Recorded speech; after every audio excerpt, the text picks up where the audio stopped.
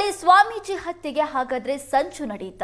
ಊಟದಲ್ಲಿ ವಿಷಪ್ರಾಶನವನ್ನ ಮಾಡಿ ಸ್ವಾಮೀಜಿ ಹತ್ಯೆಗೆ ಪ್ಲಾನ್ ಮಾಡಲಾಗಿತ್ತ? ಶಾಸಕ ಅರವಿಂದ್ ಬೆಲ್ಲ ಸ್ಫೋಟಕ ಆರೋಪ ಮಾಡಿದ್ದಾರೆ. ಶಾಸಕ ಕಾಶಪ್ಪನವರ ಕಡೆಯಿಂದ ಹತ್ಯೆ ಸಂಚು ಆಗಿದೆ. ಸ್ವಾಮೀಜಿ ಹೋರಾಟವನ್ನ ಹತ್ತಿಕ್ಕೋದಕ್ಕೆ ಪ್ರಯತ್ನ ನಡೆದಿದೆ.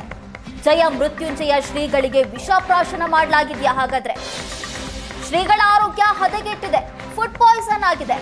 ಈ ವಿಚಾರದ ಬಗ್ಗೆ ಸ್ವಾಮೀಜಿಗಳ ಜೊತೆ ಮಾತನಾಡಿದೆ. ವಿಧಾನಸಭೆ ಉಪನಾಯಕ ಅರವಿಂದ್ ಬೆಲ್ಲದ್ ಗಂಭೀರ ಆರೋಪ ಮಾಡಿರೋದು. ಮಠದ ಬೀಗ ತೆಗೆದ ಬಳಿಕ ಮುಸ್ಲಿಂ ಹುಡುಗರು ಬಂದಿದ್ರು. ಸ್ವಾಮೀಜಿ ಚಲನವಲನದ ಮೇಲೆ ನಿಗಾ ಇಟ್ಟಿದ್ರಂತೆ. ಸ್ವಾಮೀಜಿ ಅಡುಗೆ ಮನೆಯಲ್ಲಿ ಸಂಶಯವಾಗಿ ಓಡಾಟ ನಡೆಸಿದ್ರಂತೆ. ಯುವಕರು ಬಂದ ಕೆಲವೇ ಹೊತ್ತಲ್ಲಿ ಸ್ವಾಮೀಜಿಯ ಆರೋಗ್ಯ ಹದಗೆಟ್ಟಿದೆ.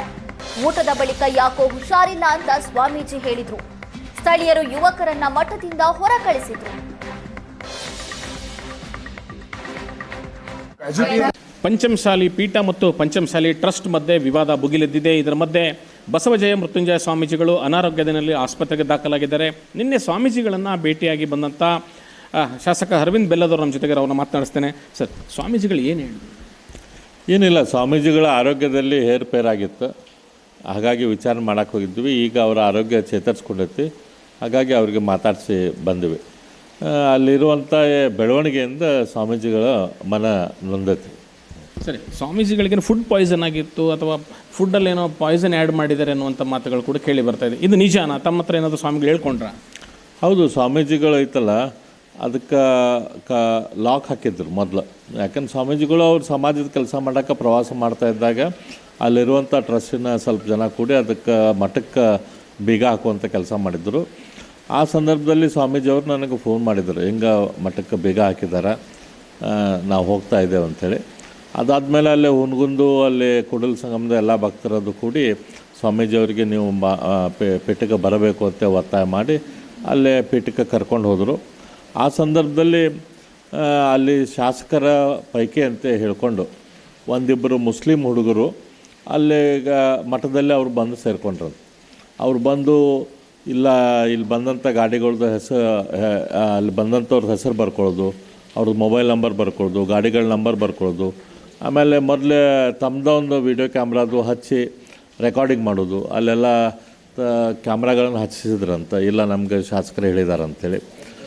ಅದಕ್ಕೆ ಆಲ್ರೆಡಿ ನಮ್ಮ ಸ್ವಾಮೀಜಿಯವರು ಮನನೊಂದಿದ್ದರು, ಹಿಂಗ್ಯಾಕೆ ಮಾಡ್ತಿದ್ದಾರಪ್ಪ ಅಂಥೇಳಿ.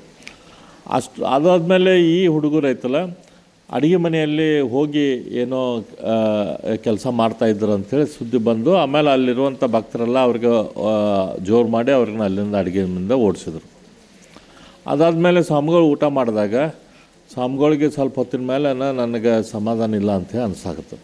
ಆವಾಗ ಸ್ವಾಮೀಜಿಯವರು ನನಗೆ ಫೋನ್ ಮಾಡಿದರು, ಇಲ್ಲ ನನಗೆ ಯಾಕೆ ಸಮಾಧಾನ ಆಗ್ತಾಯಿಲ್ಲ, ಹಿಂಗೆ ಈ ಹುಡುಗರು ಅಡುಗೆ ಮನೆಯೊಳಗೆ ಹೋಗಿದ್ದರು, ಮುಸ್ಲಿಮ್ ಹುಡುಗರು, ಇವ್ರು ಇಲ್ಲಿ ಯಾಕೆ ಬಂದಿದ್ದರು ಗೊತ್ತಿಲ್ಲ, ಮತ್ತು ಶಾಸಕರ ಹೆಸರು ಹೇಳ್ಕೊಂಡಿಲ್ಲ, ಅಡ್ಡಾಡಿ ಇಲ್ಲಿ ಬಂದು ಕೂತ್ಕೊಂಡಾರ, ಹೊರಗೆ ಹೋಗ್ತಾಯಿಲ್ಲ, ಮತ್ತು ಈಗ ಅಡುಗೆ ಮನೆಯೊಳಗೆ ಅವ್ರು ಹೋಗಿದ್ದರು, ನನಗೆ ಯಾಕೋ ಸಮಾಧಾನ ಆಗ್ತಾಯಿಲ್ಲ, ಏನು ಅದರಲ್ಲಿ ಮಿಕ್ಸ್ ಮಾಡ್ಯಾರೋ ಗೊತ್ತಿಲ್ಲ ಅಂತ ಹೇಳಿದರು.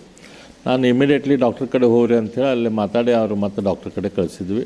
ಸ್ವಾಮೀಜಿಗಳು ಎಲ್ಲರ ಹತ್ರ ಹೇಳ್ಕೊಂಡ್ರಂತೆ, ನಾನು ಮಲಪ್ರಭಾ ನದಿ ತಟದ ಮೇಲೆ ಇನ್ನೊಂದು ಪೀಠ ಮಾಡ್ತೀನಿ, ಈ ಪೀಠ ಬೇಡ ನನಗೆ ಅಂತ. ತಮ್ಮ ಹತ್ರ ಏನು ಹೇಳ್ಕೊಂಡ್ರೆ? ನಾವು ಸ್ವಾಮೀಜಿಯವ್ರಿಗೆ ಹೇಳಿದ್ವಿ, ಬಂದುಬಿಡ್ರಿ, ನಾವು ಇಲ್ಲೆಲ್ಲರ ಒಂದು ಕಡೆ ಬೇರೆ ಕಡೆ ಜಾಗ ನೋಡಿ ನಿಮ್ಗೆ ಒಂದು ಬೇರೆ ಪೀಠ ಮಾಡಿಕೊಡೋಣ ಅಂಥೇಳಿ. ಆದರೆ ಅವ್ರು ಸ್ವಾಮೀಜಿಯವ್ರೆ ಮೊದಲಿಂದನೂ ಪೀಠ ತೊಗೊಂಡು ಏನು ಮಾಡೋದೈತ್ರಿ, ಸಮಾಜದ ಕೆಲಸ ಮಾಡೋಣಂತೆ ಅಡ್ಡಾಡ್ಕೊತ ಇರೋರು. ಆದರೆ ಇವತ್ತು ಹಿಂಗೆ ಪರಿಸ್ಥಿತಿ ಬಂದೈತಂದ್ಮೇಲೆ ಅದ್ರ ಬಗ್ಗೆ ಈಗ ನಿನ್ನೆ ಅವ್ರ ಪರಿಸ್ಥಿತಿ ಮಾತಾಡುವಂಥದ್ದು ಭಾಳ ಸುದೀರ್ಘವಾಗಿ ಇದನ್ನು ಮಾತಾಡುವಂಥ ಪರಿಸ್ಥಿತಿಯಾಗ ಅವ್ರು ಇದ್ದಿಲ್ಲ, ಹಾಗಾಗಿ ಇದನ್ನು ನಾವು ಮಾತಾಡಿಲ್ಲ. ಇನ್ನೊಂದು ಸ್ವಲ್ಪ ದಿನ ನಾವೆಲ್ಲರೂ ಕೂತ್ಕೊಂಡು ಅದ್ರ ಬಗ್ಗೆ ಏನಂತ ಚರ್ಚೆ ಮಾಡ್ತೇವೆ. ಅಂದರೆ ಸ್ವಾಮೀಜಿ ಹತ್ಯೆಗೆ ಸಂಚು ನಡೆದಿದೆ ಅಂತ ಅನಿಸ್ತಾ ಇದೆ ಮೇಲ್ನೋಟಕ್ಕೆ. ಸ್ವಾಮೀಜಿಯ ಹೋರಾಟವನ್ನು ಹತ್ಕುವಂಥ ಪ್ರಯತ್ನ ನಡೆದದಂತಂತೂ ಪೂರ್ತಿ ಸ್ಪಷ್ಟವಾಗಿ ಅನಿಸ್ತದೆ. ಹುಬ್ಬಳ್ಳಿಯಿಂದ ಕ್ಯಾಮ್ರಾಮನ್ ನನ್ನ ಜೊತೆ ಗುರುರಾಜು ಗಾರೇಶ, ನೆಟ್ ಸುವರ್ಣ ನ್ಯೂಸ್.